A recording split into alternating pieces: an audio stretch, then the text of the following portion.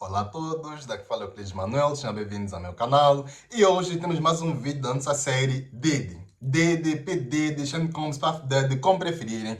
E hoje falaremos sobre a mentira que estão a falar na mídia. Reparem que a mídia está a falar tudo sobre o Diddy, está a falar dos crimes sexuais, de estupro, drogas, menores e tudo mais. No entanto, tem uma parte do Diddy que não está a se falar, que é a parte política que o Diddy quis, ou tinha como objetivo, construir nos próximos anos. Reparem que Diddy é um rapper e produtor e empresário norte-americano. Ele quis criar um partido semelhante aos Black Panther, aos Panteras Negras, aquela referência mesmo do filme Pantera Negra. E o Diddy foi travado.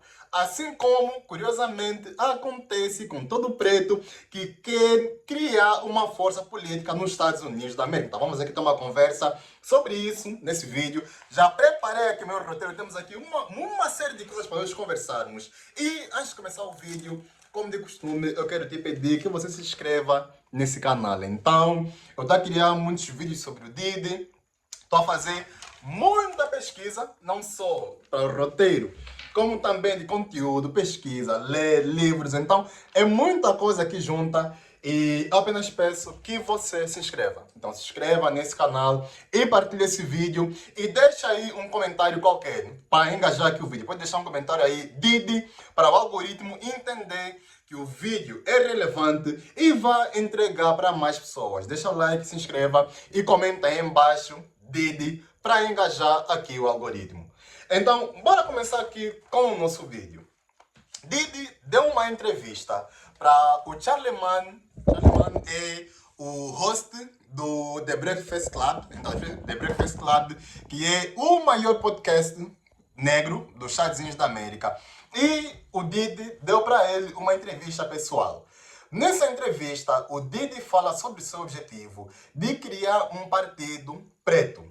O objetivo do Diddy era criar um partido exclusivo preto que vai primar pelos interesses da comunidade preta, que apesar de ser minoria nos Estados Unidos da América, tem muita influência no ramo de entretenimento principalmente.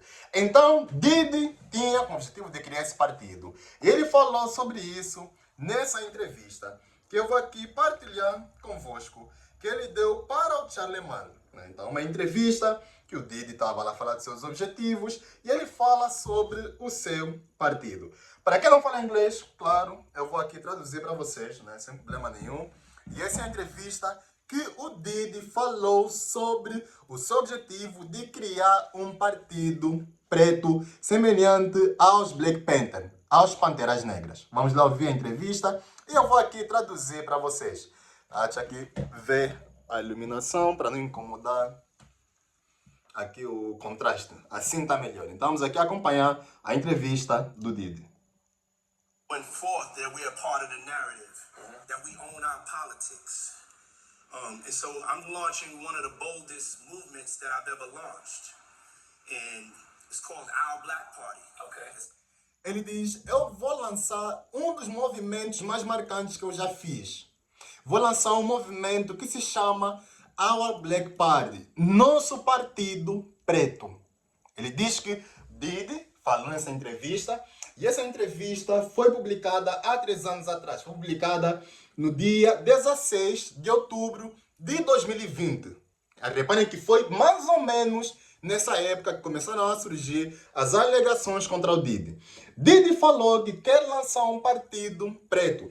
E esse vídeo que está aqui me foi enviado no TikTok através de um seguidor que se chama Fernando. Fernando, obrigado aí pelo vídeo. Fernando Santos. E eu sempre falo que eu tenho uma audiência com QI muito alto. Então, a minha audiência tem QI muito alto. Minha audiência pensa realmente. E vocês realmente me ajudam a criar pautas para os vídeos. Então, Fernando me mandou esse vídeo no TikTok. Então, se você não me segue no TikTok, vai lá e me siga. Já somos mais de 50 mil no TikTok. O link vai estar aqui embaixo na descrição ou na minha bio. Basta você ir lá, vai me seguir no TikTok. Somos mais de 50 mil lá. E o Fernando me mandou esse vídeo que ele encontrou algures na internet. Então, é um vídeo do Diddy a falar sobre o seu partido. Em 2020, ele diz que I will create one of my boldest movements. Um dos meus movimentos mais marcantes, uma das coisas mais marcantes que eu já fiz. Ele diz, I will create our Black Party. O nosso partido preto. Vamos continuar aqui a ouvir. Time for us to have our own black political party, unapologetically. Because right now, if you look at the debates, we're not even a part of the conversation. Not at all. Ele diz que chegou a hora de nós, quando ele fala nós, ele fala nós pretos, termos alguma palavra na mesa de conversação, ou seja, uma palavra na mesa de política. Porque ele diz que, segundo o Didi, nessa entrevista, ele diz que se você reparar no espectro político, nós não somos parte da conversa. Ou seja, todo mundo tem seus interesses, todas as raças têm seus interesses, mas ninguém fala da raça preta. E o Charlie Mann concorda. Ele diz, not at all. Claro, no seu todo, nós não temos nenhuma participação na política. We're not a part of the conversation. We don't have any political power. We don't have any political leverage. And so we started our Black Party with some young, fearless Black activists. Ele diz que nós não temos nenhuma voz, nós não temos nenhuma alavancagem. Ele diz que vai iniciar o partido com uma camada jovem. Percebe? Ele está a focar nos jovens. Elected officials, and I've stepped up and put the money behind it. Essa parte aqui é chave. Essa parte aqui é chave. Quando Didi diz que vamos ter oficiais eleitos, ou seja, vai ter senadores, vai ter governadores pretos eleitos pelo Didi. E ele diz que I will put the money on it. Pega essa informação e daqui a pouco vamos conversar muito dessa parte.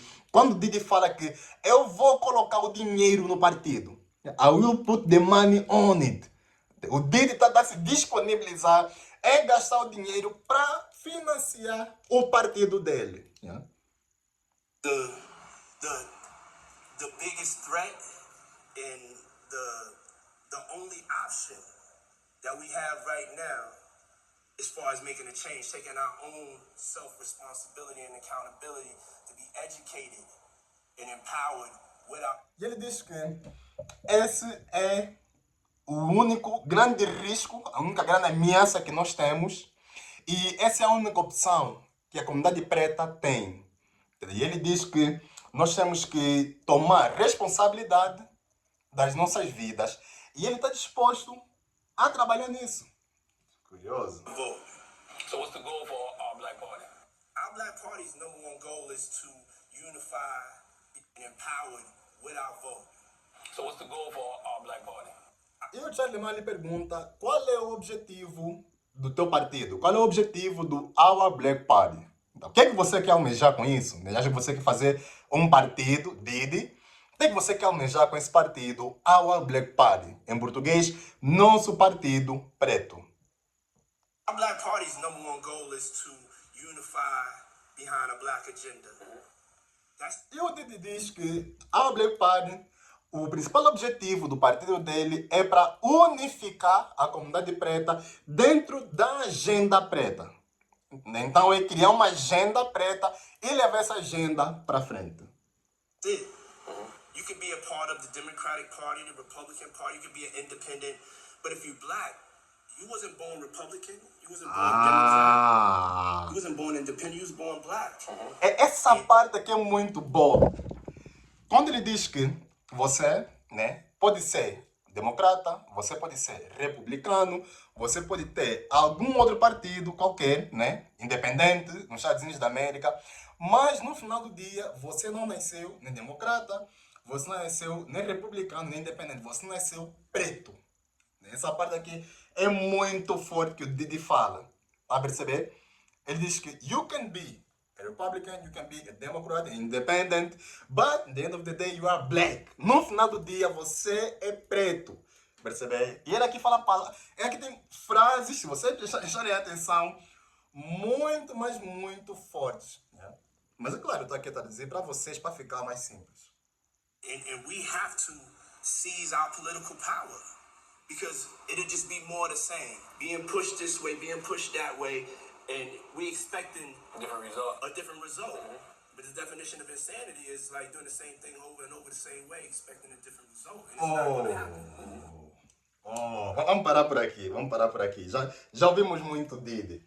E ele diz que, nessa parte final, ele diz que Se vocês repararem, nós nos puxam, vamos para a esquerda, vamos para a direita, e no final de tudo não tem nenhum resultado. Ou seja, vamos para a esquerda, democratas, vamos para a direita, republicanos, e no final de tudo não tem resultado. Esquerda, John Biden, Kamala Harris, direita, Donald Trump, republicanos. Ele diz que no final do dia não tem resultado nenhum.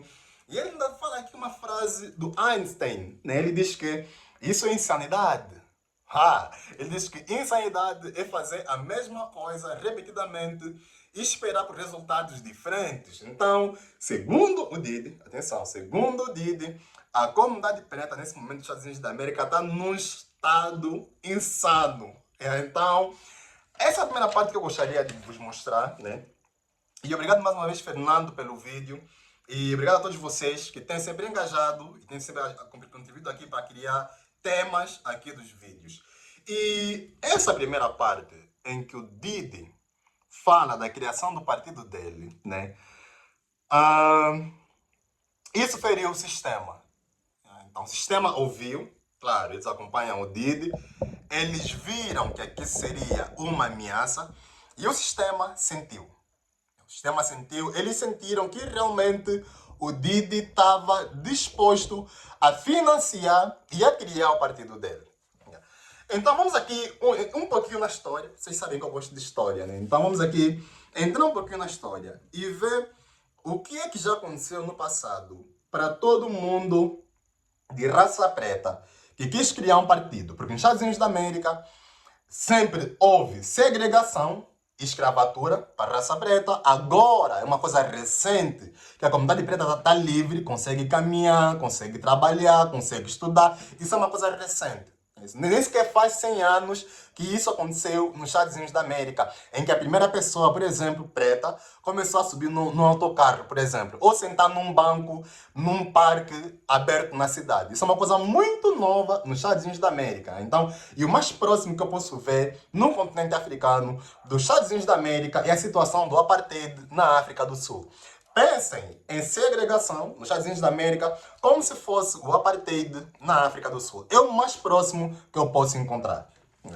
E o que aconteceu é que, com tanta segregação, tanto racismo nos Estados Unidos da América, já houve muita gente que teve como objetivo criar um partido preto. Esse partido que poderia primar pelos interesses da comunidade preta. Nos anos 60, quando eles estavam no Civil Rights Movement, né, nos movimentos de direitos civis nos Estados Unidos da América, quando eles estavam a reclamar, a reivindicar pelos seus direitos, surgiu um partido. E esse partido causou um impacto, não só nos Estados Unidos da América, como também no continente africano e no mundo todo. Porque esse partido tinha filiais em Cuba, tinha filiais em França e também tinha filiais na Algéria e trabalhava com muitas forças independentistas no continente africano e também no Sudeste Asiático. Esse partido se chama The Black Panther, a Pantera Negra. É mesmo nesse partido de onde surgiu o nome do filme A Pantera Negra. Do finado Chadwick Boseman e o Michael B. Jordan e a Lupita Nyong'o. Então, esse filme, Black Panther, que nós vimos recentemente, o nome para o filme, né, quando representam lá Wakanda, que é aquela África mística, eles pegaram nesse partido aqui dos anos 60. O partido que estava a reivindicar pelos direitos pretos e direitos das minorias.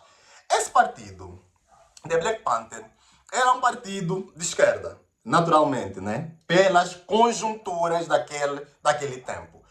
Era um partido de esquerda, um partido afrocentrado, era um partido marxista, era um partido que se firmava pela liberdade dos pretos. Esse não é um canal aqui para falar dos movimentos civis, que se esquerda, direita, quem é melhor, mas é uma referência para vocês perceberem. Então, era um partido de esquerda, sim, e esses eram seus objetivos. Afrocentrismo, eles focavam muito nas minorias e lutavam realmente para isso. Eles lutavam mesmo. E eles eram tão dedicados na sua missão que o governo americano chegou de categorizar os Black Panther como um partido terrorista. Reparem que no nos Estados Unidos da América, eles têm a sua emenda, eu acho que é a segunda emenda, que é a emenda da liberdade de expressão, em que todo americano tem o direito de se expressar. Mas, quando o povo preto decidiu se expressar nos anos 60, foram categorizados como terroristas.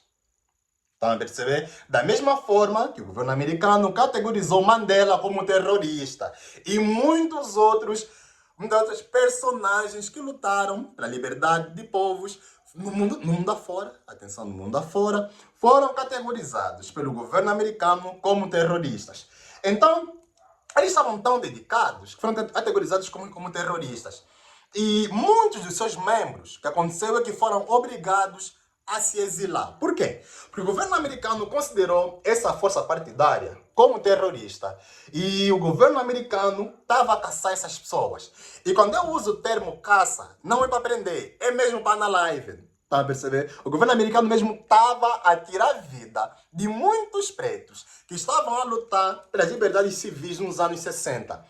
A perseguição foi tanta que a tia do Tupac, né, foi obrigada... Qual é o nome da tia do Tupac? Acho que é a Chata. A Chata, acho que o nome dele é a Chata. Deixa eu ver aqui. Tupac Aunt. Acho que é a Chata Shakur. O sobrenome é Shakur, mas o primeiro nome é que me escapa aqui na cabeça da tia dele. Né? Qual é o nome dela? A Chata. Está aqui mesmo. É mesmo Chata. A Chata Shakur. Né? Ou a Sata, como preferirem. Essa tia do Tupac foi se refugiar em Cuba até os dias de hoje. Ela está em Cuba, presa, até os dias de hoje. Não está conseguindo voltar nos Estados Unidos da América, nem consegue sair de Cuba para ir num outro país. Por quê? Simplesmente porque nos anos 60 ela decidiu levantar a sua voz. Essa tia do Tupac, ela não tirou vida de ninguém, atenção, não roubou ninguém, ela não destruiu propriedades de outras pessoas, nada, ainda não. Ela apenas levantou a sua voz como uma mulher preta, reivindicando pelos seus direitos, mas o governo foi lá e perseguiu ela tanto que ela foi se exilar. E o que é que aconteceu com os americanos que ficaram nos Estados Unidos da América a lutarem pelos seus direitos? Muitos foram na cadeia, realmente, mas muitos foram mesmo unalived. E uma das vozes mais sonantes é Fred Hampton. Então você vai depois desse vídeo procurar um pouquinho no buscador, procura quem foi Fred Hampton. Hampton é mesmo Fred de Fred, é mesmo F-R-E-D, Fred Hampton. H-A-M-P-T-O-M.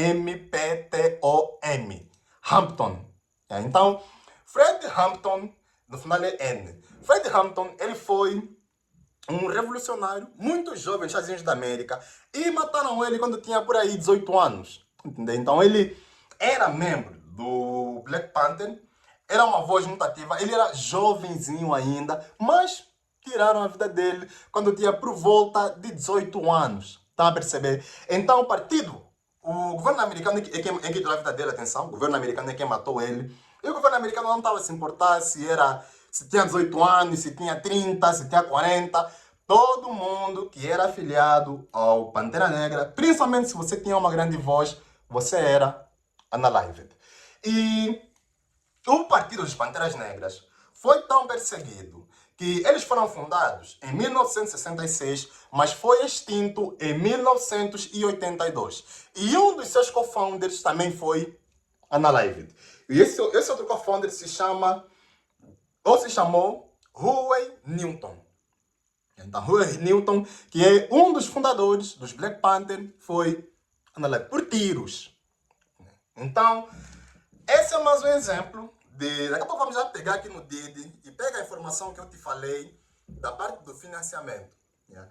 Então, temos aqui o primeiro exemplo de um partido preto ou de uma comunidade preta que tiveram uma ideia de criar um movimento político e perderam as suas vidas. Outros exemplos que nós aqui podemos trazer são já algumas figuras que muitos de vocês já conhecem, né? Por exemplo, Malcolm X. Malcolm X, que também era uma grande voz nos anos 60. Você vê que aqui nós estamos a pegar muito os anos 60, porque essa foi uma década de libertação dos povos africanos no mundo. Reparem que foram nos anos 60 E muitos países africanos também começaram a ser libertos. Claro, começou com o Ghana no final dos anos 50, mas nos anos 60 é que foi mesmo o boom da liberdade. Yeah. E nos anos 60, Malcolm X, ou Malcolm X em português, também era uma grande voz, né? E Malcolm X era uma grande voz para a comunidade preta e a comunidade muçulmana também naquela época, e a comunidade, nesse caso, muçulmana, ele foi tão forte que também foi perseguido pelo governo americano. Mas o que atrapalhou o sistema, uma das partes, né, que atrapalhou o sistema no trabalho do Malcolm X, é que ele chegou a uma parte que ele diz que democratas não são nossos amigos. Porque para Malcolm X, ou para todos os pretos daquela época, naturalmente os republicanos ou pessoal de direita não são nossos amigos. Eles já tinham isso em mente. Então, nos anos 60, todos já sabiam que republicanos não eram nossos amigos. Só que os democratas, até os dias de hoje, são aquele partido colorido. Né? Então, aquele partido que se usa máscara, né? Aquele, como é que se diz? Lobo em pelo de cordeiro. Né? Então, aquele partido que usa máscaras. Então, muitos não conseguiam distinguir, diziam, olha, eu sou democrata. Eu sou democrata porque eles nos aceitam, eles gostam de minoria e tudo mais. Mas no final do dia, o Malcolm X naquela época já dizia de que os democratas também não são nossos amigos. E Malcolm X pedia a separação total da comunidade preta, tanto dos democratas como dos republicanos. E o que aconteceu com Malcolm X, você já sabe. Malcolm X foi unalived. Um ano antes da criação do Partido Pantera Negra, em 1965, Malcolm X foi unalived. Então, o sistema foi atrás de Malcolm X, que era um homem que estava a criar uma grande força mesmo política, não só nos Estados Unidos da América, como também no continente africano. Atenção, porque os Panteras Negras e muitas vozes pretas nos Estados Unidos da América contribuíram muito também para a liberdade dos povos africanos e vice-versa. Então, ele foi tão forte que o governo foi lá e tirou a vida do Malcolm X. Quando tiraram a vida do Malcolm X, em 1965, aí só sobrou uma peça na variável. Só sobrou uma pessoa para eliminar do xadrez. E essa pessoa que faltava para eliminar o xadrez naquele período era também uma outra pessoa que vocês também já conhecem. Muitos de vocês já ouviram o seu discurso I Have a Dream. Então, vocês já acompanharam o discurso I Have a Dream, que os nossos filhos vão estar juntos, que uma América vai estar livre do racismo, nananã. Vocês já ouviram o discurso I Have a Dream. E essa pessoa é mesmo uma pessoa que você está a pensar, né? Então, Martin Luther King era a única peça no tabuleiro para eliminar e para dar um chega nos movimentos civis nos Estados Unidos da América. Isso porque o Martin Luther King, ele em princípio era alguém dócil, né? Era alguém compassivo, era alguém que realmente entendia e procurava ser um intermediador entre a violência da população preta e a opressão dos brancos. Então, por um lado, tinha os brancos que oprimiam os pretos com racismo e segregação, que proibiam os pretos de conseguir trabalho, de entrar na escola, de usar ônibus, de usar bancos, dos parques, de abrir negócios, bombearam Wall Street, preta. Então, é muita coisa em jogo aqui. E desse lado, tinha a comunidade preta. Essa comunidade preta que, claro, entendeu que a única forma de conseguir liberdade não é falando ou esperando pelo opressor, mas sim usando violência. Realmente, a única maneira que você conseguir liberdade, e a história demonstra disso, é você realmente ser violento. Não tem aqui um outro caminho. Você realmente tem que ir atrás e muitas vezes vai jorrar sangue. Então, é isso que acontece na história. Isso acontece até os dias de hoje. Infelizmente. Só que esses pretos que eram tão violentos, existia alguém que intermediava. Então, esse alguém era o Martin Luther King. Ele ia para lá, ficava aqui no meio, e ele falava, brancos, tenham calma, que que eu vou conversar aqui com os pretos para acalmar aqui a situação. Ele conversava com os pretos e colocava os pretos, digamos assim, em check. Não que ele era a favor dos brancos, mas que o Martin Luther King, por causa do seu historial de pastor, o seu historial cristão, ele tinha essa postura de ser mais compassivo. Tá a perceber? Então, ele era alguém que no princípio era compassivo e percebia.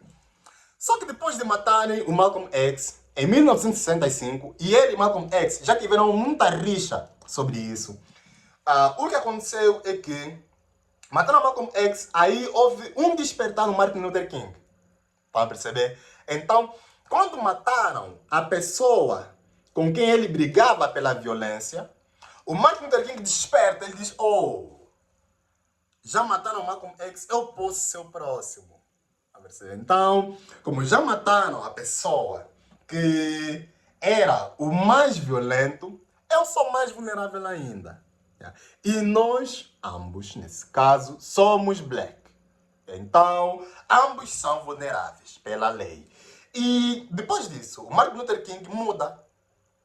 Então, ele sai daquela figura compassiva, compreensiva, que tinha empatia e tudo mais, e passa para uma outra parte que é aquela figura já violenta.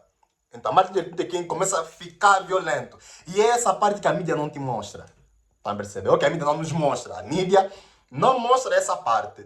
Que o Martin Luther King ficou violento. Ele ficou tão violento que começou a organizar muitos protestos. E ele, como tinha tanta influência, não só na comunidade preta, porque diferente do Malcolm X, que tinha muita voz da comunidade preta e muçulmana, o Martin Luther King tinha muita influência não só na comunidade preta, como também com a comunidade branca pobre. E ele estava a movimentar até os brancos para irem contra o governo. E chegou um momento que ele estava para organizar uma grande marcha nos Estados Unidos da América por volta dos anos de 1968. E o que o governo fez? Foi lá e analyze. Tirou a vida do Martin Luther King. Então, pegando esses exemplos que nós estamos aqui, vamos agora aqui trazer para o caso Diddy. Então, você agora já percebeu o que é que acontece na história quando um preto, nos Estados Unidos da América, tenta criar um partido, tenta ter uma voz partidária. Você já entendeu isso? Só que, o que é que o Diddy tem a ver com tudo isso? O Diddy chegou num ponto na sua carreira que ele quis contribuir também para a comunidade. Né? Aquilo que se diz give back, giving back to the community. Então o Diddy quis entregar de volta, ele já construiu seu império, já era bilionário naquele período, então ele quis devolver um pouquinho aquilo que ele tem para a comunidade. E a maneira mais sensata realmente de fazer isso é mesmo por força partidária. E diferente do Malcolm X e do Martin Luther King, que apenas tinham as massas, o Diddy tem dinheiro. Porque para você movimentar, você ter um partido político de sucesso, você precisa de duas coisas. Você precisa de massas, claro, tem que ter pessoas lá te apoiarem. E segundo, precisas de dinheiro. Esse ponto do dinheiro é muito importante. Nem por acaso que você vê que os políticos americanos estão se vender para a IPEC, que é aquele lobby americano daquele partido ou daquele país que você já conhece. Então, você realmente precisa de dinheiro para concorrer na política. E o Diddy tem dinheiro suficiente. Ele tem dinheiro mais do que suficiente para financiar o partido dele. Malcolm X, Pantera Negra, Martin Luther King, todas essas vozes não tinham dinheiro. Eles só tinham a ideia, tinham as massas, mas não tinham dinheiro. O Diddy chega a ser mais perigoso para o sistema, porque diferente dessas duas vozes, Diddy é bilionário. Tá a perceber? Diddy tem dinheiro para queimar. Tendo dinheiro para queimar, isso é uma grande ameaça para o sistema. É aí onde vem o problema. E a partir daí que o sistema viu que o Diddy quis criar um partido preto para primar os interesses dos pretos, foi aí que o sistema foi lá, agora essa é uma outra teoria, e colocou o Diddy na prisão. Porque nas festas que o Diddy fez, né, todo mundo participou. Yeah. E todo mundo fez merda. Não está a passar pano pro Didi, mas todo mundo fez merda. Yeah. Independentemente da raça. Aí estavam pretos, estavam brancos, estavam latinos, estavam asiáticos, todo mundo fez merda. A Hollywood inteira participava nas festas do Didi. Você basta procurar, as fotos estão todas na internet. Então, todo mundo participava nas festas do Didi. Mas só uma pessoa é que está a ser perseguida.